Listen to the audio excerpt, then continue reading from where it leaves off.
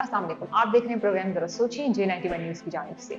पाकिस्तान के पड़ोसी मुल्क बांग्लादेश ने वो कर दिखाया जो 77 साल से हम ना कर सके। इसे कहते हैं स्टूडेंट यूनियन की पावर, इसे कहते हैं अवाम की ताकत, इसे कहते हैं कि जब आप अवाम की मर्जी के बगैर हुकूमत करते हैं या किसी भी गवर्नमेंट को लीड कर रहे होते हैं तो आपके साथ क्या हो सकता है और क्या खदशात हो सकते हैं। इससे पूरी दुनिया को सबक सीखना चाहिए, क्योंकि बांग्लादेश जो है वो दूसरी दफा हम कह सकते हैं उन्होंने आज़ादी हासिल की। पहली दफा कब की? 1971 में, जब वो पाकिस्तान से अलग हुए और पूरा अपने एक मुल्क बनाया शेख मुजीबुर रहमान की लीडरशिप में। और अब इस वक्त उन्हीं की बेटी शेख हसीना से इन्होंने निजात हासिल की।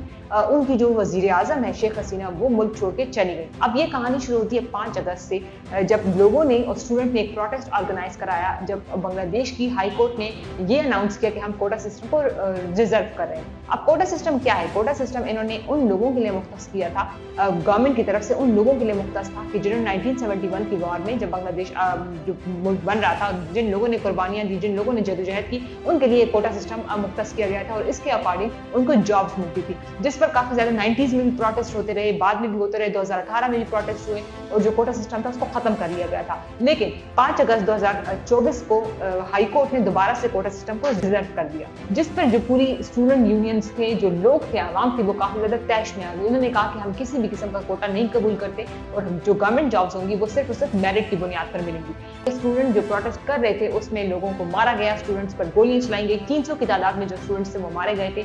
यहाँ पे हैरत अंगेज बात यह है कि अनऑफिशियल रिपोर्ट्स के मुताबिक हजारों स्टूडेंट्स को मारा गया। ये जो था आप खुलेआम कर रही थी, जो डेमोक्रेटिक प्रिंसिपल, जो नॉर्म्स हैं, उसको तो कभी भी की वज़ीर आज़म ने फॉलो नहीं किया।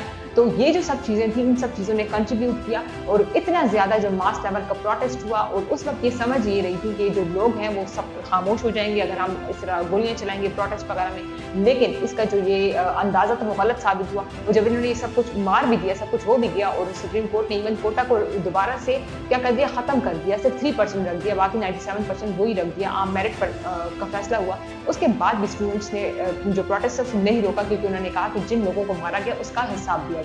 इस पर 5 अगस्त को स्टूडेंट ने कॉल दी कि हम जो है अब इस वक्त फाइनल प्रोटेस्ट ऑर्गेनाइज करा रहे हैं। ढाका की तरफ उनका आने का इरादा था। उस वक्त जो उनकी आर्मी थी, बांग्लादेश की आर्मी, उन्होंने भी खुला आम कह दिया उनकी वज़ीर आज़म को कि हम जो है इस वक्त अब कोई भी गोली नहीं चलाएंगे।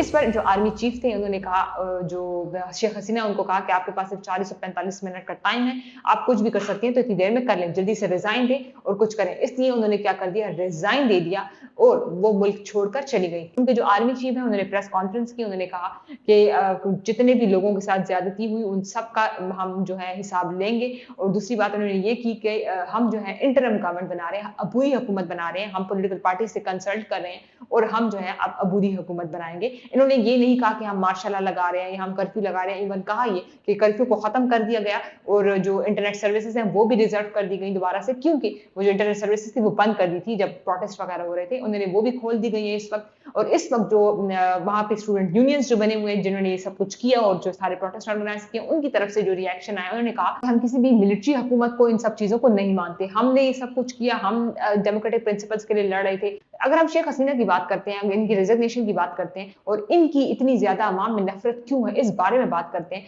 तो सिर्फ और सिर्फ वजह कोटा सिस्टम नहीं है। जो लोग हैं वो पहले से ही बहुत ज्यादा गुस्से में थे। क्यों? क्योंकि उनकी पर्सनैलिटी शेख हसीना की 2008 से ये हुकूमत में आई हुई है और जिस तरीके से इन्होंने अपोजिशन के जो मुंह है उनको बंद किया। हम पाकिस्तान की बात करते हैं कि इसमें अपोजिशन के साथ जुल्म किया जाता है, उनको उठाया जाता है, लेकिन बांग्लादेश में जो हालात हैं वो इंतहाई हद तक खराब थे। ठीक है, वो एक इकोनॉमिकली ग्रोथ कर रहा था, वो अच्छा एलिमेंट है जो शेख हसीना का था, लेकिन डेमोक्रेटिकली तौर पर वो जो था वो इंतहाई पीछे बैकवर्ड था। क्योंकि उन्होंने अभी जो रिसेंट इलेक्शंस भी हुए थे, सारे अपोजिशन के लीडर्स हैं, बीएनपी बांग्लादेश नेशनल पार्टी जो है वो इस वक्त पूरी की पूरी, उनके जो 25,000 जो लीडर हैं वो जेल में हैं। अपोजिशन को उठा उठा के अगवा भी किया गया, मारा भी गया, उनके मुंह भी बंद कराए। और जब भी इलेक्शंस हुए हमेशा से इंडिपेंडेंट कैंडिडेट होते थे इनके पास, वो भी ज्यादातर इनकी अपनी पार्टी से होते थे। और इसके अलावा इनकी जो 300 में से 200 सीट्स तो ये लोग खुद जीत जाते थे क्योंकि सामने अपोजिशन नहीं था। और इस वक्त भी जो रिसेंट इलेक्शन हुआ उसमें भी अपोजिशन ने डिनाई कर दिया कि हम नहीं लड़ेंगे सामने, क्योंकि पता चल रहा है कि जिस तरीके से प्रेशर था उनका। अवामी नेशनल पार्टी से ये वो पार्टी, जिस तरह मैंने आपको बताया कि ईस्ट पाकिस्तान और वेस्ट पाकिस्तान जब साथ थे तो काफी ज्यादा ये मजबूत तरीन पार्टी थी ईस्ट पाकिस्तान में।